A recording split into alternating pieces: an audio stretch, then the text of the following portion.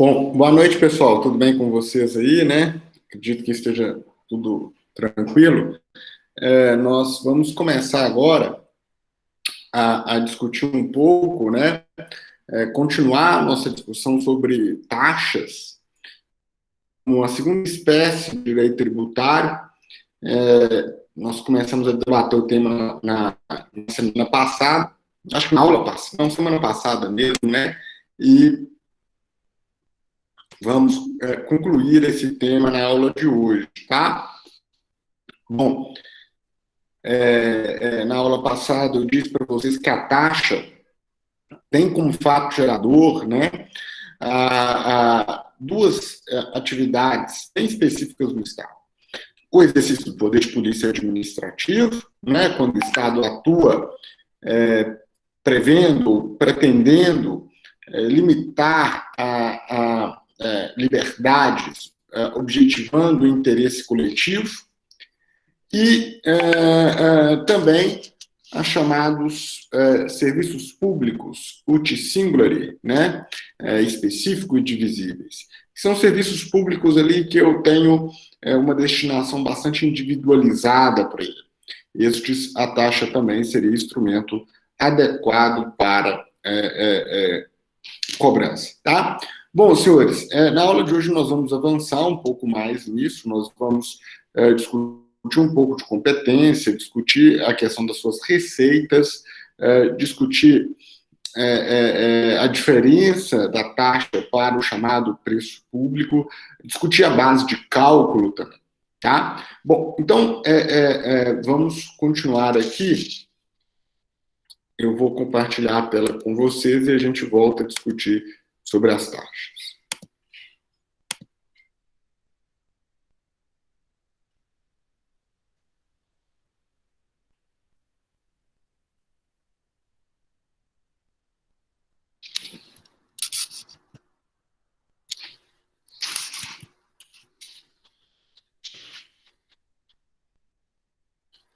Então, vejam só, as taxas,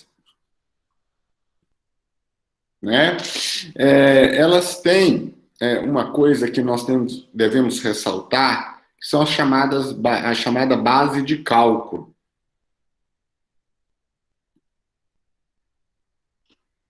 O que é a base de cálculo? As taxas, né, como qualquer outro tributo, elas têm o seu fato gerador, que basicamente, né, o que acontece na vida real, um fato, um ato que vai dar origem ao tributo, e com a definição da origem do tributo, quando eu tenho a definição que o tributo existe, nasceu, né, eu ainda tenho a necessidade de definir o valor a ser pago pelo tributo. Então, não basta só dizer assim, olha, o IPTU tem origem com a propriedade do imóvel. Não basta dizer assim, olha, a taxa de licenciamento do veículo tem origem, né, com a necessidade de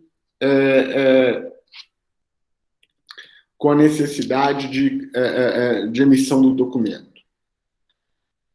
Além disso, eu tenho que definir claramente, não qual o valor deve ser pago por esse tributo.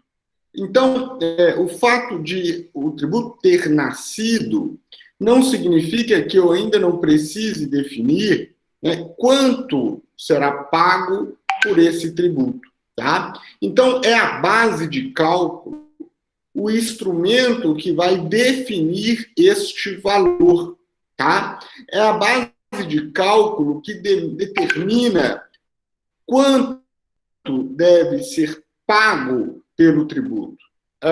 Vejam, então, que a diferença do fato gerador para a base de cálculo é que um define a origem do tributo e outro define como se calcula o custo pela obrigação tributária proveniente daquela origem, tá? Então, quando eu falo em base de cálculo, eu sempre estou falando isso, eu estou sempre falando com vocês de como se calcula o valor a ser pago, tá? Bom, aí, o que vocês devem saber? A taxa, tá? A base de cálculo da taxa não pode ser a mesma de qualquer outro tributo, ou melhor, qualquer outro imposto, tá? Então, a base de cálculo deve ser única, tá? Ela não pode ser a mesma de um imposto ou de outro tributo. Por que isso foi posto, foi estabelecido? Porque chegou ao STF um questionamento quanto a isso. Eu poderia ter a mesma base de cálculo, né, de uma taxa idêntica a um imposto, por exemplo? O STF disse que não. O STF disse que não seria possível. E esse caso que foi à tona no STF foi um caso bastante peculiar de um município paulista que estava cobrando a taxa de custeio, né, do recolhimento do lixo residencial, que nós já vimos aqui que é possível ser cobrado, né, exigido. Então, a gente sabe da existência dele. Nós sabemos, né, que o recolhimento do lixo residencial é possível cobrar a taxa, então o lixo residencial é um serviço público específico e divisível. Então, só que esse município paulista colocou como uma base de cálculo, né, como calcular quanto deve ser pago por essa taxa. Ele colocou como base de cálculo a metragem, o tamanho do imóvel. Então ele pegou e falou assim, olha, tem até lógica, né, o raciocínio deles. Eles falaram assim, olha, quanto maior é o imóvel, maior obviamente, a produção de lixo dele. Ou pelo menos tende a ser maior a sua produção de lixo, né? Então, o que eles estabeleceram? Eles estabeleceram um fator, um critério, em que, nessas condições, nós estaríamos diante de uma situação que este também era a base de cálculo do IPTU daquele município.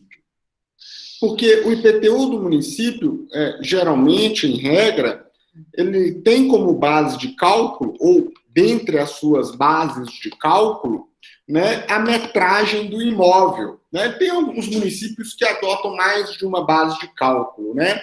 Então, ele usa a metragem do imóvel, ele usa o local do imóvel, a destinação do imóvel, o acabamento do imóvel, o valor dele. Mas essa é uma base de cálculo adotada pelo IPTU. Né? E este município tinha adotado essa mesma base de cálculo para a taxa de recolhimento do lixo residencial. Aí, então, o STF disse o seguinte, olha, isto não é possível, tá? A base de cálculo da taxa não pode ser idêntica a de um imposto ou de um outro tributo, tá? Então, olha, a base de cálculo não pode ser idêntica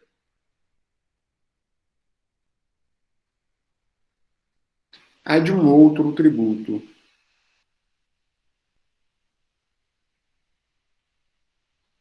Tá? Em especial, os impostos.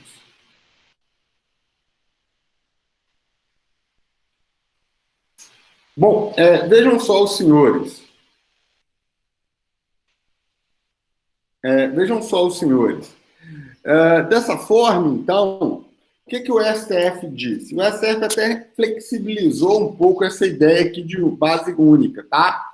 O STF disse o seguinte, olha, da forma que está, é inconstitucional esta lei de São Paulo, porque a base de cálculo dela não pode ser a mesma do IPTU.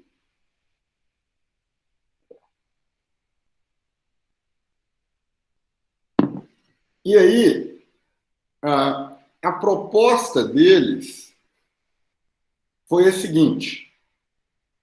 A proposta deles, ou melhor, a interpretação do STF é o seguinte, olha, pode a taxa ter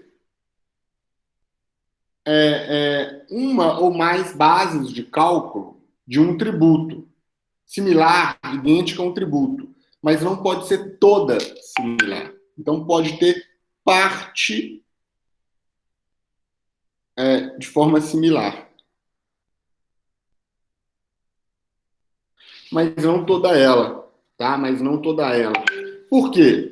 Porque eles entendem que parte apenas sendo similar é o fundamento necessário, ou é o mínimo necessário para ganhar uma particularidade, para ganhar uma, digamos, para ganhar um significado de não identificação.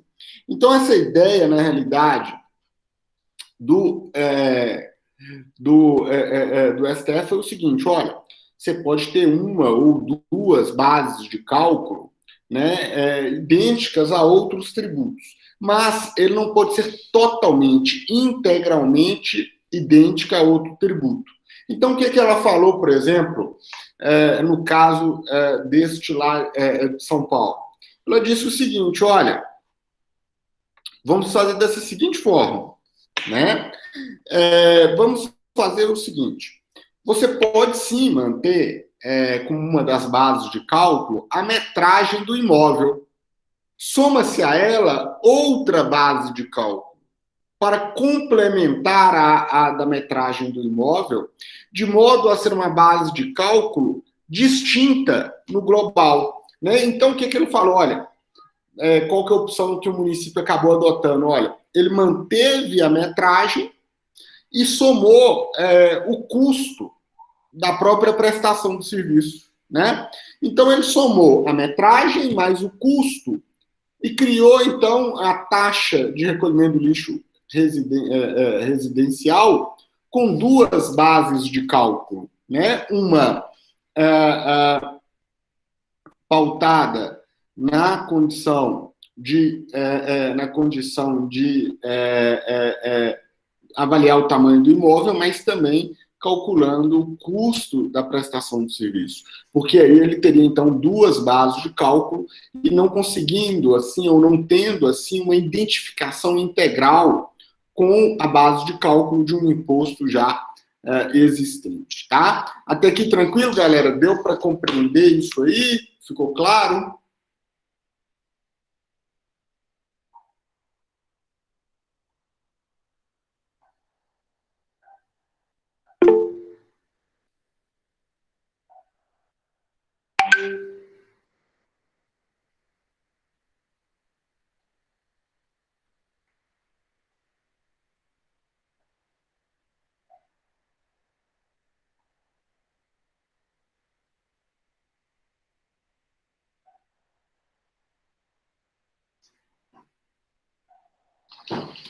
Beleza.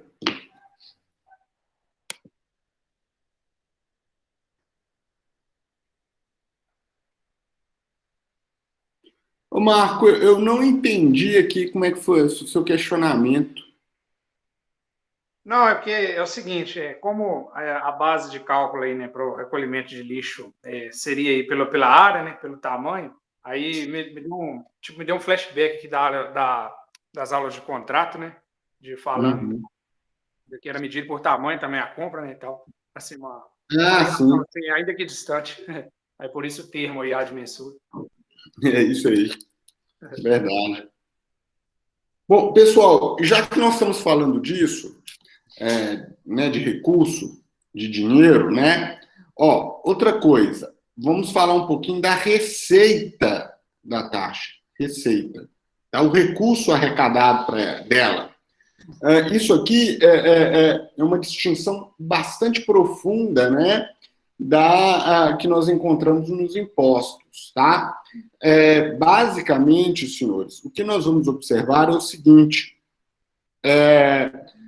as receitas da taxa são receitas que nós chamaríamos de vinculadas.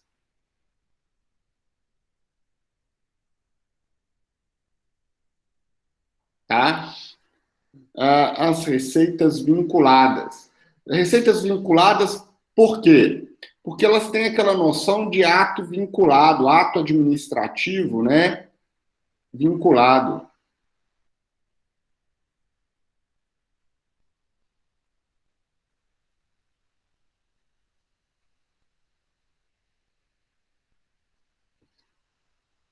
Tá? Por quê?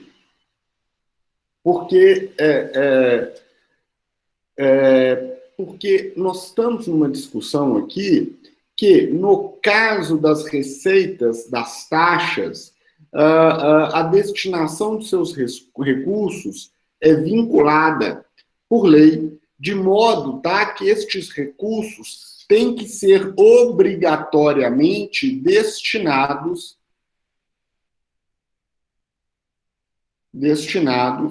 tá, obrigatoriamente destinados ao custeio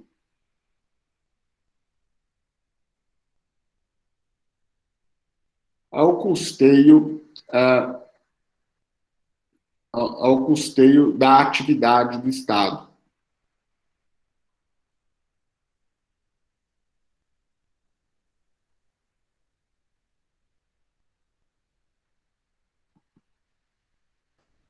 Hugo. Peraí, só um minutinho. Do Estado, né, que justificou a sua criação.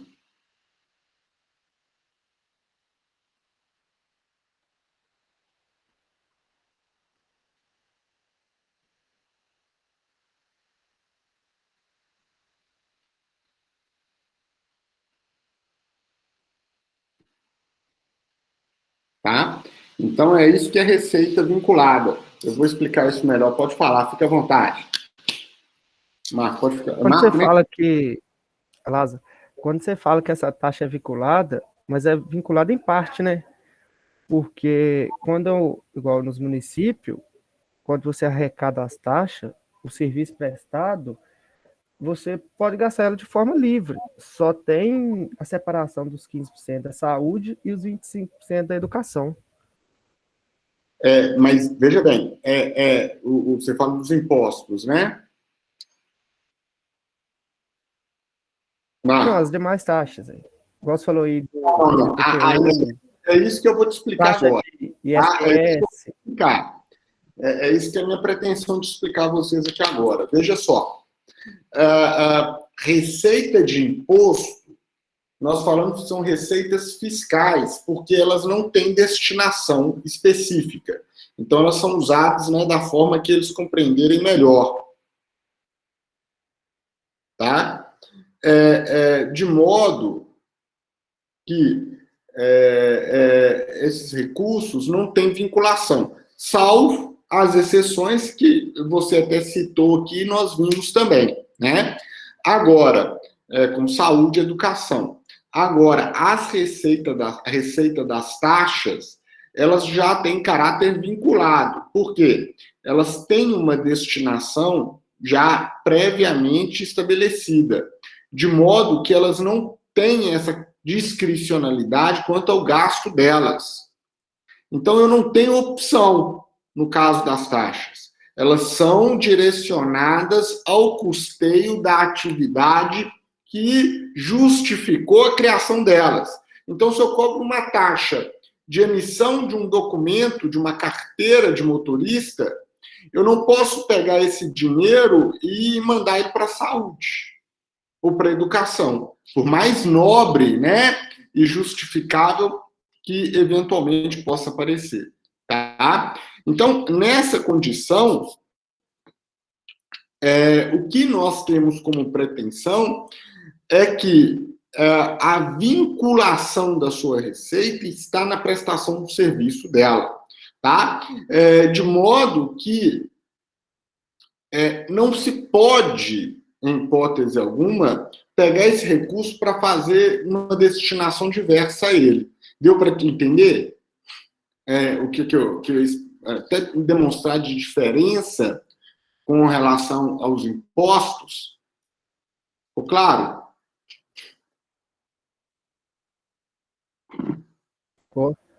É porque nos impostos, quando vem, igual o ICMS, que o município arrecada, aí nele já vem as partes destinadas a tal atividade. Agora, as demais taxas do município é forma livre, igual taxa de alvará, PTU, ISS, Peraí, essas você está coisas. fazendo uma confusão muito grande. Tá, vamos lá. O que é taxa, o que é imposto?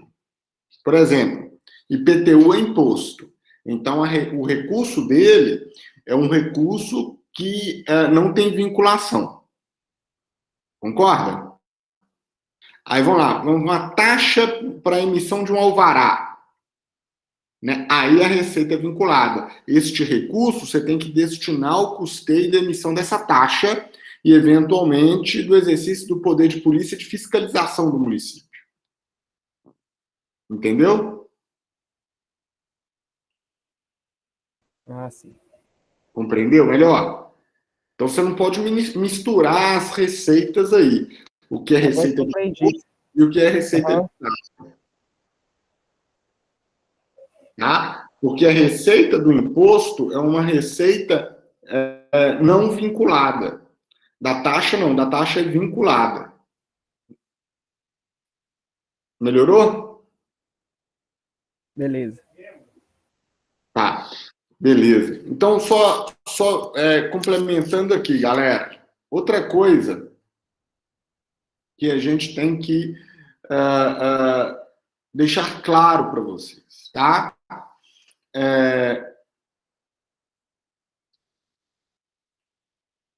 As receitas, por serem vinculadas, tá? O que deve ser cobrado por elas tem que respeitar o princípio da proporcionalidade.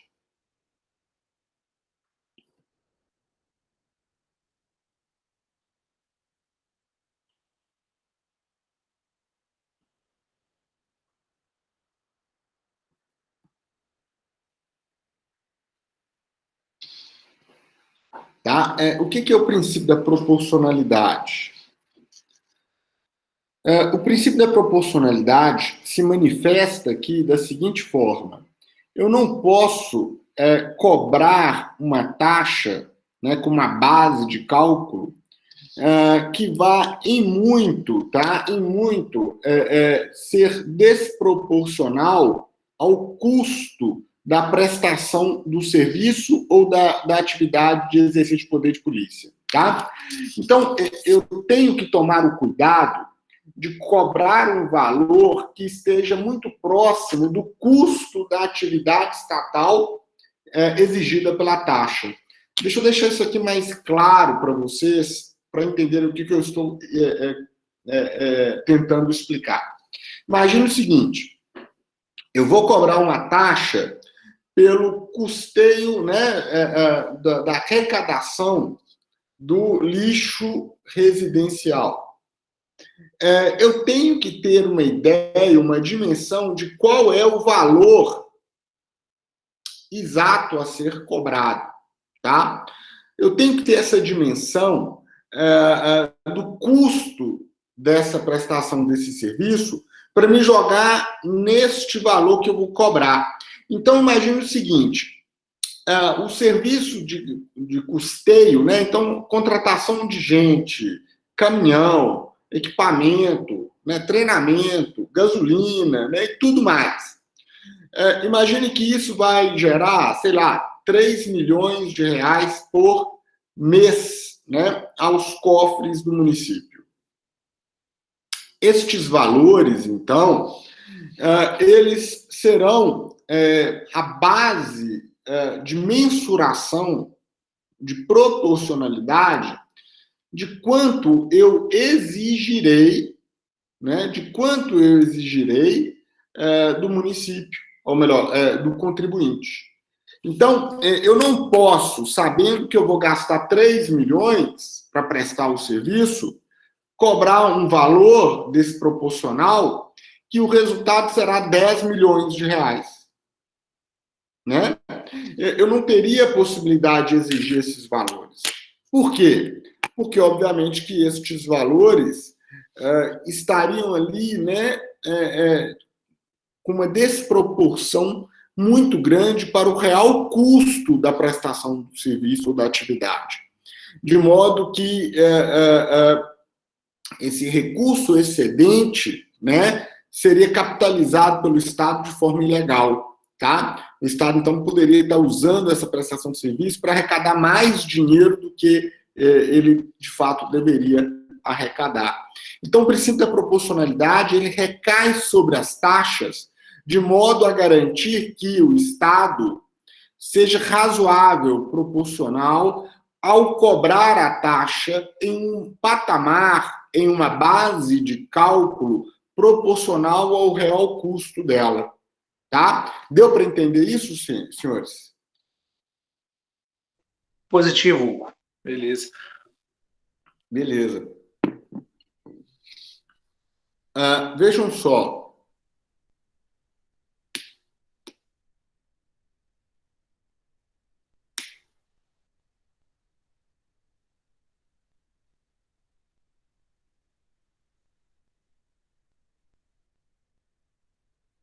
Vejam só. Nesse contexto, então, esta é a configuração que nós temos diante de nós, tá? Dessa proporcionalidade. Então, você pode perguntar, Hugo, e se essa proporcionalidade for violada, né? Se ela for violada, meus amigos, então o ato em todo, né, ou a cobrança como um todo é nula, né? Diante dessa violação dessa proporcionalidade, tá? Bom, é isso, essa parte da matéria. Eu queria agora falar só um pouco de competência, né? E aí eu entro na diferença entre taxa e preço público, tá? Posso apagar aqui?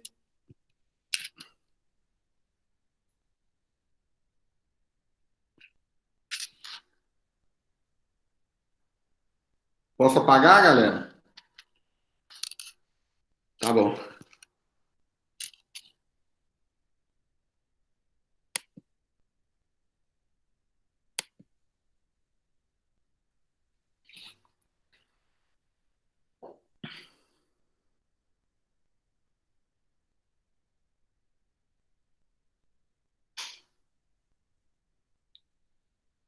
Ó, a taxa, a competência,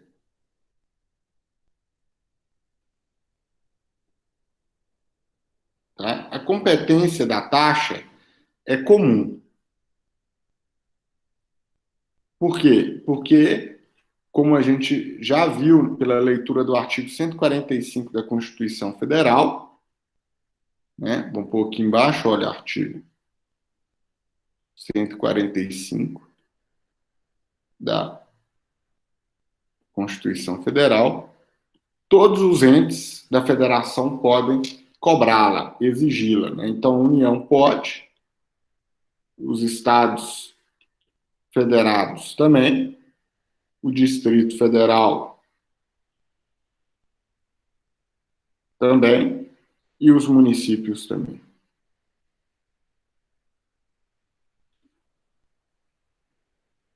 Né?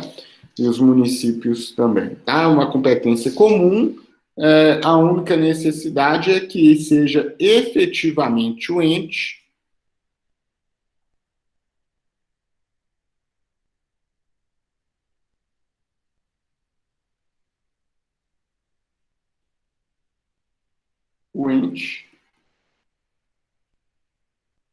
a realizar o ato.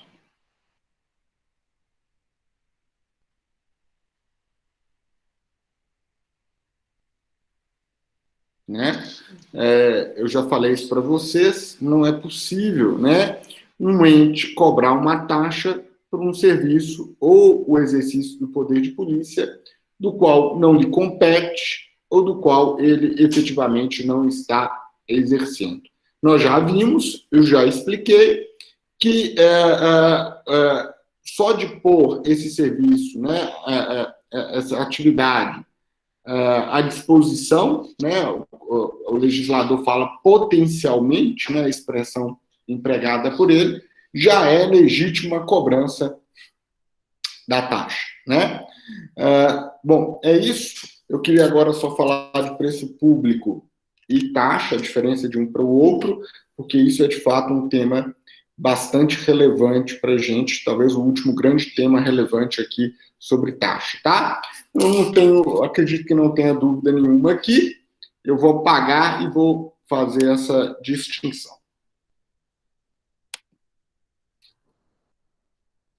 Então, olha, o último tópico aqui de importância para a gente é saber a diferença de taxa para preço público.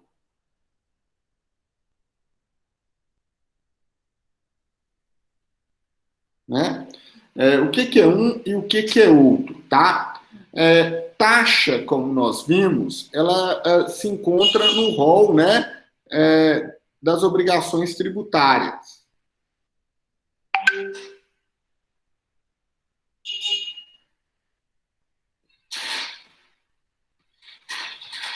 Né? Então, elas estão no rol do regime jurídico de direito público.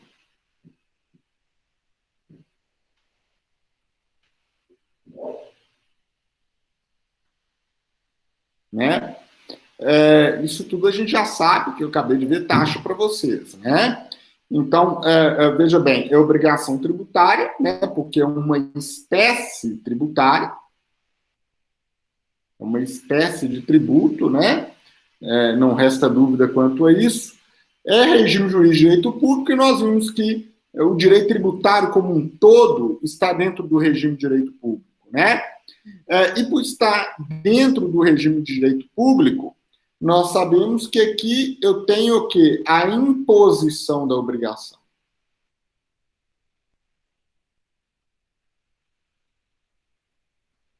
Né? Então, eu tenho a imposição da obrigação. Então, ninguém paga taxa porque quer, né? Porque está obrigado a pagar, tá? Mais do que isso, né? Nós sabemos que aqui eu afasto o caráter volitivo, né?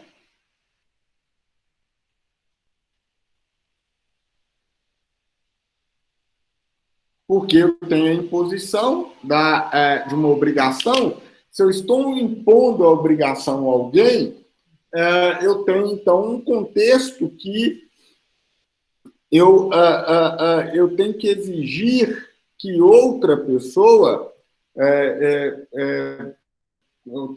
se eu afasto o caráter volitivo, eu não me interesso ou não tenho relevância jurídica à vontade da parte, né? Então, não me interessa se você quer ou não pagar um tributo.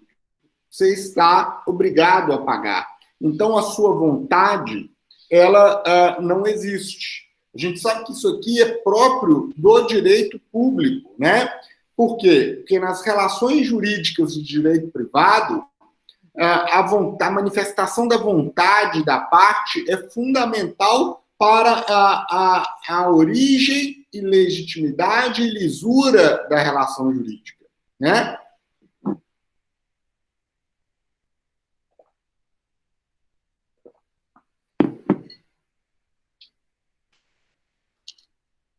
Então, no entanto, como nós estamos no regime jurídico de direito público, nós afastamos o caráter volitivo. A vontade da parte, ela não se faz presente, tá?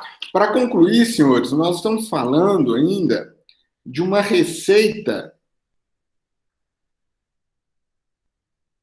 tá? De uma receita que aqui é classificada como derivada, né?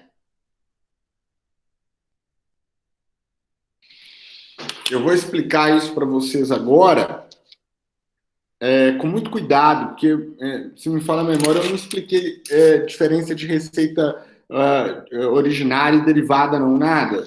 Eu acho que eu não falei disso para vocês, ou falei?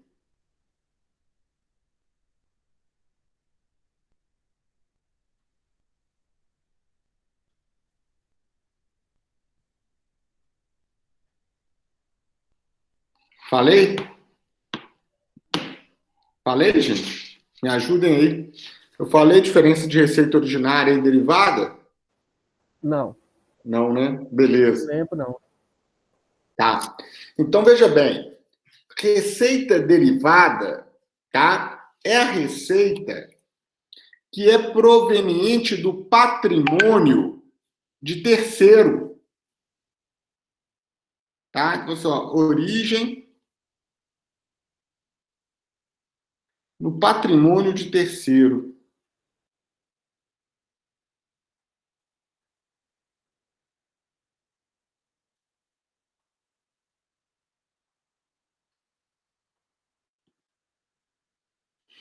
Né? É origem. Agora eu tô lembrando aqui, falou sim. Lembrou? Falou na aula 2, segunda Ah, aula.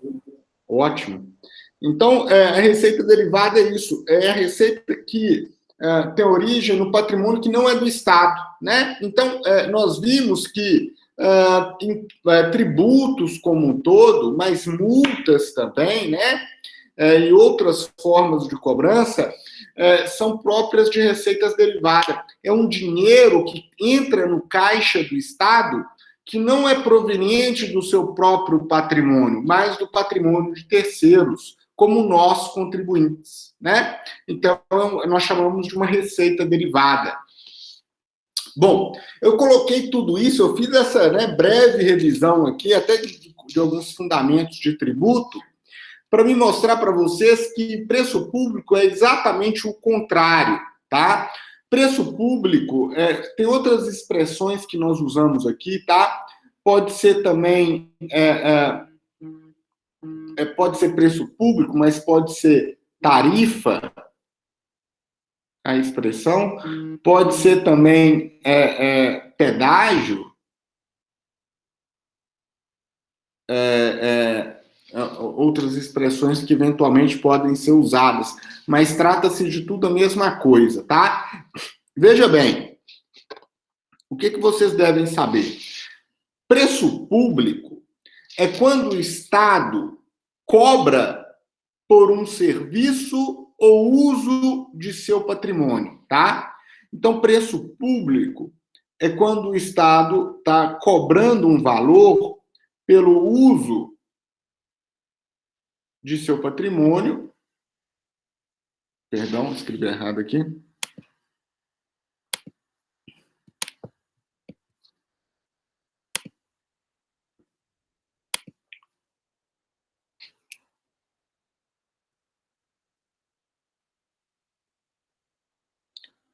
Uso do seu patrimônio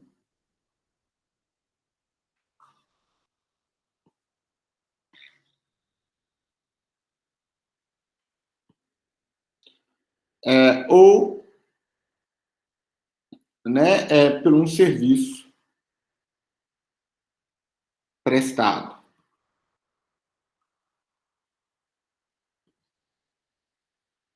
Tá? Bom, ou então, tá parecendo até meio similar à taxa.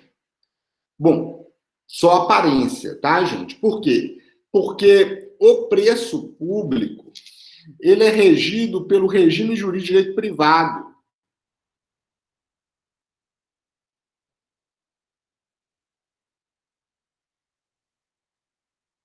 De direito privado.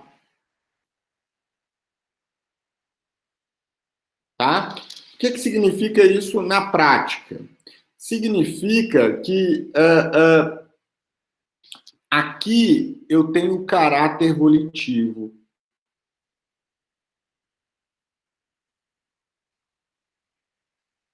De modo, senhores, que aqui eu não tenho condições de impor a vontade do Estado ao particular. Aqui eu não vou, basicamente, poder exigir que o contribuinte, o cidadão, pague pelo serviço ou pelo uso do patrimônio.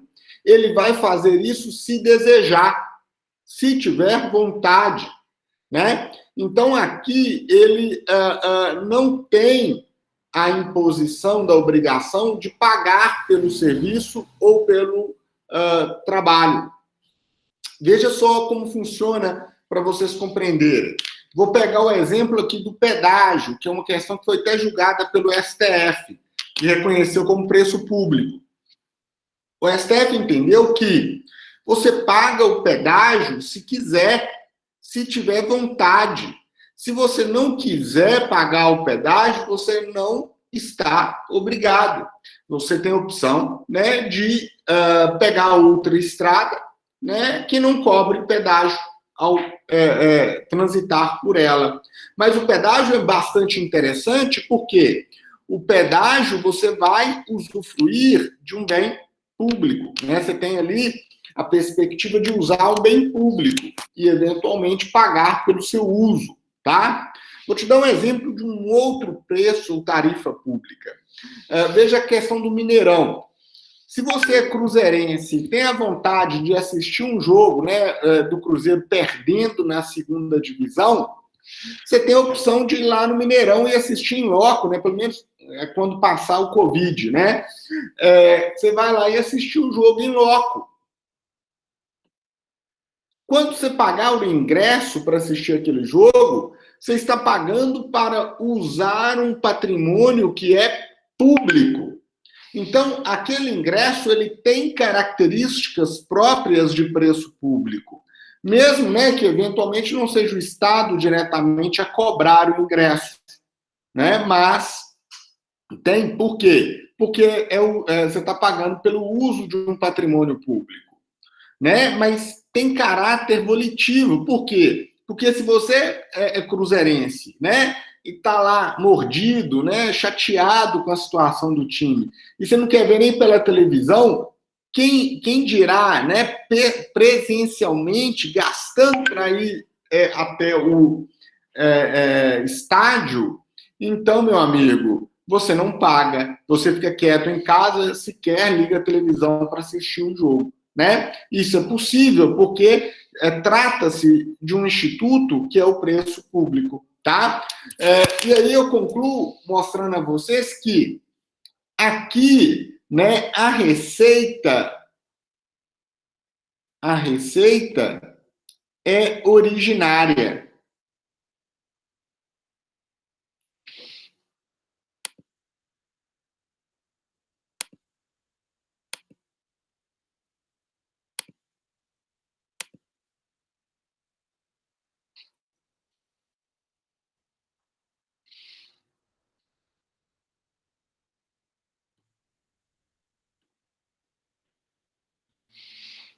Tá? A receita é originária. Originária por quê? Porque esse recurso aqui ele está sendo pago proveniente, né, do uso do patrimônio do próprio Estado, né? Então, aqui a origem do recurso é do patrimônio do próprio Estado.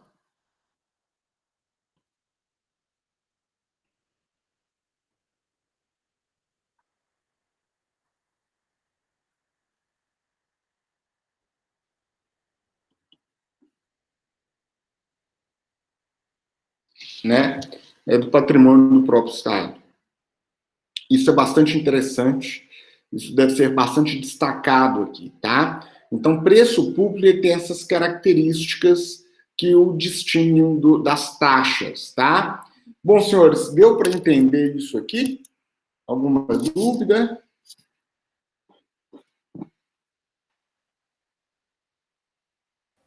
Por enquanto, tá tranquilo. Ô Lázaro, mas bacana, né? Então, vamos lá. Arena do Jacaré. Quem é o proprietário da Arena do Jacaré? Né? Provavelmente, sei lá, Sete Lagoas, então provavelmente, muito provavelmente será a prefeitura de Sete Lagoas, né? Raramente você tem um estádio que não seja público, né? Então, se o cruzeirense doente, né, resolver ir lá em Sete Lagoas para assistir o jogo na Arena do Jacaré e pagar o ingresso por isso, ele vai pagar o quê? Um preço público, né? Gabriel e Robson tá nessa seleta lista de doentes aí pelo Cruzeiro, é?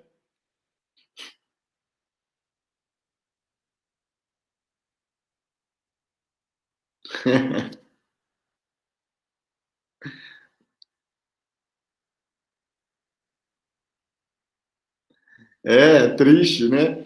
Eu falo que até a galera é doente, mas eu tenho um tio também muito doente para o futebol, atleticano. E ele pegou aquela fase tenebrosa do Atlético, né? Anos 90, anos 2000, se não me falha a memória, né? E a gente brinca com ele até hoje. Foi uma derrota, acho que do Atlético para o Corinthians em uma daquelas aqueles campeonatos brasileiros, quando ainda era mata-mata, né? Não, depois o Atlético deu uma melhoradinha, Gabriel, mas né, vamos ser honestos. Mas tinha uma fase do Atlético, né? E eu lembro que ele tinha essa fase que ele perdeu, cara, no campeonato pro Corinthians, né? Uns 2 campeonatos brasileiros. O time do Atlético tinha até dado uma ressurgida, estava com um timezinho até bom e tal, com chances até de ganhar o campeonato brasileiro. E aí teve um desses que o jogo foi no Mineirão e o Cruzeiro perdeu para o Corinthians. Não teve uma coisa dessa? Acho que foi esse tipo de. Foi lá mesmo. Quando o Guilherme saiu do Galo, foi pro Cruzeiro. Não aí foi? O Cruzeiro saiu pro Corinthians e o Galo perdeu o final. O Galo perdeu o final pro Corinthians. Foi por aí mesmo, cara. Deve ser em 2002, 2003. São 20 horas. Aí, meu tio, rapaz, tão doente, apaixonado que é, né, pelo Atlético, ele ia em todos os jogos e pegaram a MGTV, pegou ele chorando na porta do estádio, né? E aí a repórter fez uma entrevista com ele, que é uma coisa que tem videocassete lá ainda, de vez em quando, encontros de família, né? Rola, né? Ele chorando, que nem um menino pequeno, né? Que nem meu menino de 3 anos, por causa do Atlético, jurando, né, que nunca mais iria no estádio ver o time do Atlético jogar. Uma coisa cômica, assim. Inclusive, a gente precisa até digitalizar isso aí para não perder esse momento histórico. Mas é isso, né? Quando ele estava lá, ele estava pagando o preço público pela prestação do serviço dele, tá? Gente, taxa tudo isso, tá? Se vocês tiverem alguma dúvida, algum questionamento que a gente poderia esclarecer? Gabriel, eu vou te falar, ser muito honesto, eu não sei nem os valores para o ingresso hoje em dia. Eu devo ter uns bons quase 10 anos que não vou no estádio. As poucas vezes que eu fui, se eu não me engano, fui na Copa do Brasil e Libertadores. Eu paguei, assim, uma posição melhor para você ver o jogo, né? Mas ali no meio, ali superior ali. Foi 80, 90 reais, assim. E nisso nem foi um dos melhores lugares ainda, não. Isso com sócio. Então, eu achei muito... Na época eu fui, eu não liguei não, né? Eu ganhei o ingresso, Libertadores, a Copa do Brasil também foi top, mas é muito caro. Se você parar assim, pensar assim, eu vou sair, vou ir, eu não vou não, porque às vezes que eu fui, foi que meu pai ganhou ingresso, e eu também, então... Caro tudo, cara. Se for, por exemplo, o caso do pedágio, ano passado, eu fui com a minha família em Aparecida do Norte, acho que foi ano passado, Aparecida do Norte, né? Para rezar lá, e depois dei uma passadinha em Campos do Jordão. E aí, assim, aí você pega ali a Fernão Dias, né? Você corta ela praticamente toda. E ela tem lá, de meia hora, você tem que pagar R$ 5, uma coisa assim, né? Algo em torno disso. E você vai. É 3, 4 horas de viagem, de cada meia hora, 5, 10, R$ 15, né? E vai. E aí você fica louco, né? Literalmente, porque é muito caro para você usar, em tese, um bem público, né? Que é uma rodovia, né? Que foi ali, foi concedida uma concessão para o uso dela, né? Mas é exatamente por aí.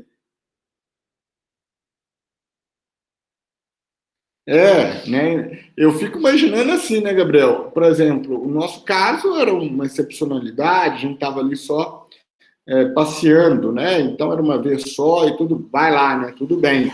Agora eu fico imaginando a galera que vive ali, né? Nas cidades próximas, tem que pagar diariamente, né? Com muita frequência, o pedágio. Deve ser bastante revoltante, apesar do excelente estado da rodovia, né? Toda duplicada, toda bonitinha e tal, mas é muito caro. Pessoal, na próxima aula, então, eu vou trabalhar com vocês contribuições de melhoria, tá? Triste, né, Gabriel? É um dilema.